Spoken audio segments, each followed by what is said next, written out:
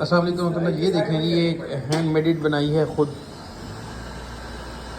इसको उसकी जगह व्हील चेयर सिर्फ इसमें एक आ जाती है। 500 kg वेट लेती है। ये क्या कहते हैं, चेयर लिफ्ट के तौर पे हम इसको यूज़ कर रहे हैं। ये देखें, ये एक भाई साहब आ रहे हैं अभी ऊपर, और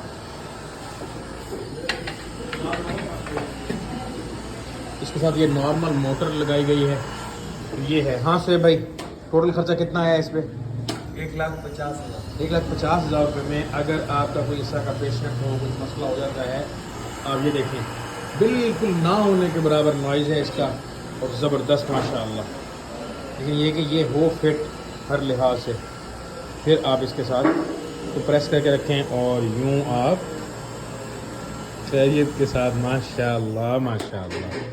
ये देखेंगे। अब इसको ज़रा सा नीचे करेंगे।